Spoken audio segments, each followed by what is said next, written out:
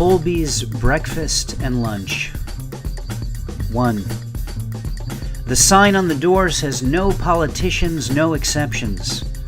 So I am here to report, America, that my only agenda is to put coffee inside of me. My pledge to you, citizens of New England, if you bring me eggs and Anadama bread, I will put them directly in my mouth for the betterment of all.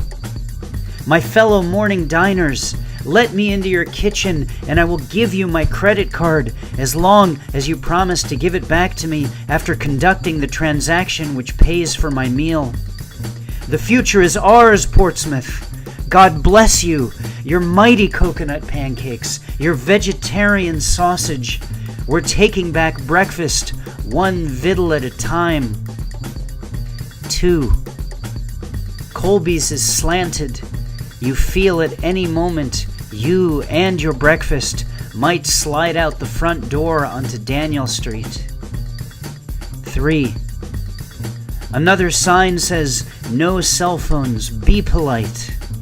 I try to explain to the waiter I'm just writing poetry.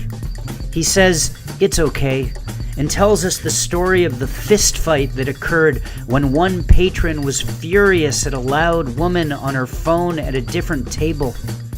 He doesn't like it when he sees a table full of people not looking at each other. I spend the rest of the meal staring into Addie's eyes and hoping to God I can make the coffee into my mouth without looking. 4. You can tell the tourists like us, all who head to the front door only to see the sign, please use side door. The quick turnaround shuffle to the side entrance, a dance the locals never do. 5. Andrew tells us the story of Anadama bread. A fisherman came home frustrated with the mush his wife Anna had made a dough out of it with her flour and molasses. When it baked, he sat by the fire muttering, Anna, dam her, Anna, dam her. The bread was delicious. The neighbors baked it too, and then all of New England. From hated mush to beloved bread, Anna should be praised for the inspiration. 6. Do I pay here or at the counter? I ask Andrew. However you want, he says. It's just me and Julie. So, anything goes, I ask? Anything goes, he answers. Dishonest vegetable. We walked by me and Ollie's Honest Foods where I'm pretty sure that an eggplant lied to me. Beers. We have a beer sampler with 8 beers. Which one do you like, Addie asks, but by this point I've had too many. I tell her I like the wild thing and the grapefruit and, catching her eyes, I like you. It could be romantic, but I am intoxicated. Addie tells me she is not a beer. Still, and the rest of this poem has been censored as I imagine the possibilities.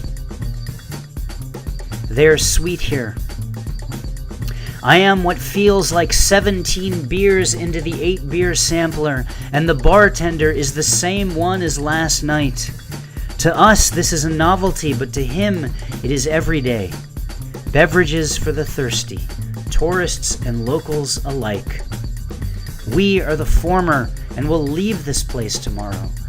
And don't we all want them to treat us like locals? Like we have the inside track, know which door to enter the breakfast place.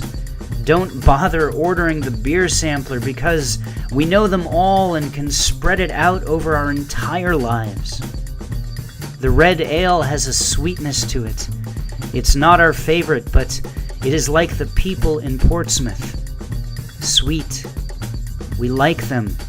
We like their stouts and ales, their dirty blondes. We finish all the beers in the sampler. It is only a taste. An American French toast story.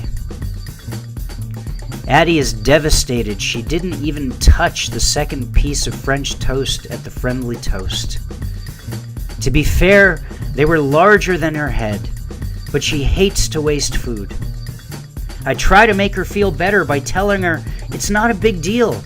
Put it into perspective and think about those poor people who were burned at the stake in Salem, Massachusetts, whose graves we will visit in just a couple of hours. Well, she's forgotten about the French toast anyway.